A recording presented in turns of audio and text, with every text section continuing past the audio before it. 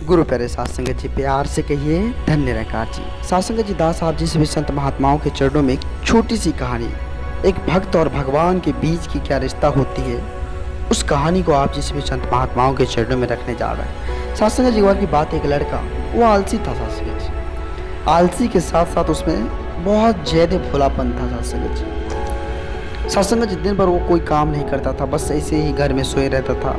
बस time table खाना पीना खाता था और घर में सोए रहता था। सत्संग जी, उनसे जो है घर वाले काफ़ी परेशान थे।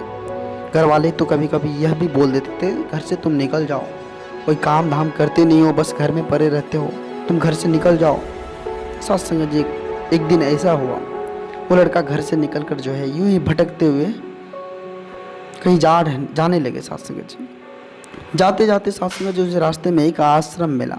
वहाँ उन्होंने देखा कि गुरुजी है और उनके कुछ शिष्य जो कोई काम धाम करते नहीं है, बस ऐसे ही मंदिर में पूजा पाठ करते हैं। तो उन्होंने मन ही मन सोचा सत्संग जी कि यहाँ हमें कोई काम अगर मिल जाता तो बहुत अच्छा रहेगा, क्योंकि यहाँ कोई काम करना नहीं पड़ेगा हमको। सत्संग जी गुरु जी के पास जाकर पूछे, गुरुजी क्या मैं यहाँ रह सकता हूँ? जी बोले, हाँ क्यों नहीं, यहाँ तुम्हें रहने में कोई तकलीफ़ नहीं होगी। बोला, लेकिन गुरुजी मेरे में एक बात है कि हम कोई काम नहीं कर सकता हूँ। जो काम क्या बात है, काम कोई नहीं करनी है, बस पूजा पाठ कर सकते हो ना? हाँ वो तो कर लूँगा, उसमें कोई दिक्कत नहीं है। सत्संग जी वो जो है गुरु जी के साथ आश्रम में रहने लगा। आश्रम में कोई काम नहीं था, बस सारा दिन सत्संग जी ऐसे ही बैठे रहना, प्रभु का भक्ति भजन करना, टाइम टेबल खाना पीना मिलता था। सत्संग जी जब कुछ दिन बीत गया तो एक दिन जो है उपवास करना, सभी को उपवास करना जरूरी था, और उस दिन एकादशी था। सत्संग जी तो गुरुजी से जाकर पूछे कि आज गुरुजी खाना नहीं बनेगा आश्रम में क्या? बोला, नहीं आज उपवास है, एकादशी है और तुमको भी उपवास रहना होगा। बोला, उपवास हम उपवास नहीं कर सकते गुरुजी। बोला, क्यों? बोला, उपवास करेंगे तो हम कल जीवित भी नहीं रह पाएंगे। बोला, ऐसी बात है तो तुम ठीक है उपवास मत करो, लेकिन तुम जो है आज तुम्हें खुद से खाना बनाकर खाना पड़ेगा और अलग जगह तुमको खाना बनाकर खाना पड़ेगा। तो बोला, कोई बात नहीं। सत्संग जी गुरु जी उसको दिए जो भी राशन पानी का सामान होता है, और उसको बोले कि तुम जो है साइड में अपना तंबू लगा के जो है खाना बना लो, और एक बात ध्यान में रखना कि जब तुम्हारा खाना बन जाए तो तुम प्रभु राम जी को ज़रूर भोग लगा कर खाना खाना। बोला, ठीक है गुरु जी। जो भी सामान था सत्संग जी वो आटा तेल जो भी सब्जी चावल सभी लेकर जो है वो खाना बनाने के लिए चल गया। सत्संग जी खाना बनाया रूखा सूखा जैसे तैसे, अब करे तो करे क्या। अब सत्संग जी खाना बना के जो है प्रभु को भोग लगाएं और भजन गाने लगा, आओ मेरे राम जी भोग लगाओ, प्रभु राम आइए भोग लगाइए। सत्संग जी बहुत देर तक भजन किए, बहुत देर तक भजन किए, कोई नहीं आया। सत्संग जी वह बेचैन हो गया, अब तो भूख भी लगी थी उसको, अब कोई आ भी नहीं रहे थे, अब करे तो करे क्या। सत्संग जी वो प्रभु को बोल रहे थे, प्रभु हमें पता है ना आप क्यों नहीं आ रहे हैं, मैं रूखा सूखा बनाया हूँ, आपको रूखा सूखा खाने की आदत नहीं है इसलिए आप नहीं आ रहे हैं। आप जो सोच रहे हैं कि वहाँ भी खाना मिलेगा, वहाँ भी आज खाना नहीं बना है, मंदिर के आश्रम में भी, गुरुजी के भी आश्रम में खाना नहीं बना है आज तो खाना आपको यहाँ आकर ही खाना होगा, और जो भी रूखा सूखा है वो आप आकर खा लीजिए, भोग लगा दीजिए। सत्संग जी अब बात सुनकर जो है प्रभु श्री राम बड़ी मुस्कुराए और बोला, ठीक है। वो सीता माता के साथ जो है प्रकट हो गए। अब तो वो लड़का असमंजस में पड़ गया। सत्संग जी गुरुजी ने कहा था कि बस प्रभु एक आएंगे, हाँ तो माता सीता भी आ गई है, अब मैंने तो खाना बस 2 ही लोगों का बनाया है, अब क्या करें। तो उन्होंने सोचा कोई बात नहीं, आज इन्हें खिला देते हैं, कोई बात नहीं। वो दिन वो सह गया सत्संग जी।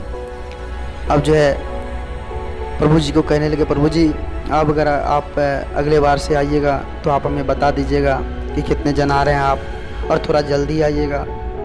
सत्संग जी प्रभु राम जो है माता सीता के साथ वो प्रसाद ग्रहण करके चले गए। जब अगली एकादशी आया सत्संग जी, वो लड़का सब कुछ भूल गया कि प्रभु ऐसे आते हैं, बस सोचा कि प्रभु ऐसे आते हैं प्रसाद ग्रहण करते होंगे। फिर सत्संग जी एकादशी आई, गुरुजी ने कहा, गुरुजी से जाकर कहा, गुरुजी मुझे थोड़ा ज़्यादा अनाज दीजिए क्योंकि 2 लोग आते हैं वहाँ से। गुरुजी बोले, ठीक है कोई बात नहीं है, तुम जो अनाज लोगे ले लो तुम। सत्संग जी जो भी अनाज था रसोई से वो लिया, फिर से जो है अलग में जाकर अपना तंबू लगा कर साथ संगत जी खाना बनाया। फिर भोग लगाए प्रभु को कि प्रभु जी आइए, सीताराम सीता माता जी आइए, सीताराम आइए, मेरे भोजन को भोग लगाइए। साथ संगत जी प्रभु की महिमा भी निराली होती है। और साथ संगत जी वो भक्त के साथ जो है कौतुक करने के में भी उसको बड़ा मज़ा आता। वे साथ संगत जी इस बार जो है भाई लक्ष्मण, भाई शत्रुघ्न, हनुमान जी को भी लेकर आ गए। अब तो लड़का को चक्कर आने लगा साथ संगत जी, ये क्या हो गया, यहाँ तो हम 2 आदमी का भोजन बनाए थे और यहाँ प्रभु पूरा अपना सिस्टम ही लेकर आ गया है, सारा कुछ लेकर आ गया है, सभी आ गए हैं, लगता है आज भी हमें भूखा रहना पड़ेगा। सत्संग जी सभी को भोजन करवाया, वो बैठकर देख रहा था। सत्संग जी ऐसे ही उस दिन भी उसको उपवास रहना पड़ा। फिर अगली एकादशी जब आई सत्संग जी, तो उन्होंने गुरु जी से कहा, गुरु जी हम तो प्रभु राम जी के अकेले खाना बनाते हैं और ना जाने वो कितने सारे लोगों को ले आते हैं, इस बार हमें अनाज और कुछ ज़्यादा दीजिए, क्योंकि बहुत सारे जन आए हुए थे अगले बार, अब की बार तो लगता है पूरा जितना है सब आ जाएंगे। मुझे बोला कहीं ये अनाज बेचता तो नहीं है, देखना पड़ेगा आखिर चक्कर क्या है। सत्संग जी भंडारा में उसको जो भी रसोई था उसको बोला इसको जितना अनाज चाहिए दे दो। सत्संग जो भी था वो लेकर फिर तंबू गया, वहाँ खाना बनाया बढ़िया से अपना टेंट लगाकर, और सत्संग जी फिर जो है वो भोग लगाए, प्रभु जी आइए, प्रभु श्री राम जी आइए, मेरे भोजन को भोग लगाइए। सत्संग जी सारा राम दरबार वहाँ मौजूद हो गया। इस बार तो हनुमान जी भी साथ आए सत्संग जी। लेकिन इस बार जो है वो लड़का क्या किया, सोचा कि जब प्रभु आ जाएंगे तब हम खाना बनाएंगे। सिर्फ अनाज ही रख के बोल रहे थे आइए प्रभु जी भोग लगाइए, सभी आ गए। अब क्या करें, खाना तो बना ही नहीं था। सत्संग जी वहाँ आए, सभी पूरा राम दरबार मौजूद हो गए। तो सत्संग जी प्रभु वहाँ आकर बोले कि इस बार भोजन नहीं बनाया है, क्या बात है।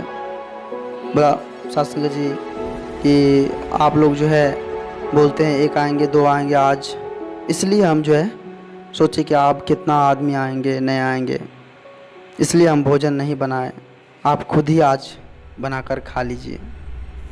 सत्संग जी राम जी मुस्कुराए, सीता माता मुस्कुराने लगी। उसके मासूम जवाब से सत्संग जी लक्ष्मण जी बोले क्या करे प्रभु। प्रभु बोले भक्त की इच्छा है पूरी तो करनी पड़ेगी, चलो सब आदमी मिलकर काम करते हैं। सत्संग जी लक्ष्मी जी जो है लकड़ी उठाई, माता सीता जी जो है आटा सानने लगी। भक्त एक तरफ बैठकर सब कुछ देख रहा था। सत्संग जी माता सीता रसोई बनाई, सब कुछ बनाकर सभी प्रसाद लेने आ गए। इधर गुरु जी जो थे सत्संग जी वो सब कुछ देख रहे थे कि खाना अभी तक नहीं बना है, भक्त कोने में बैठा है, आखिर क्या कारण है। आकर गुरु जी पूछे बेटा क्या बात है, खाना क्यों नहीं बनाया। तो लड़का बोलने लगे गुरु जी देखिए आज प्रभु अपने आप से खाना बना रहे हैं, प्रभु खुद आज आकर खाना बना रहे हैं। गुरु जी बोले मुझे तो कुछ नहीं दिख रहा है, तुम्हें सिर्फ तुम दिख रहे हो और अनाज दिख रहा है। सत्संग जी भक्त जो थे वो माथा पकड़ लिया, बोला एक तो इतनी मेहनत करवाते हैं प्रभु, भूखा भी रखते हैं और ऊपर से गुरु जी को नहीं दिख रहे हैं, ये तो बड़ी मुसीबत है।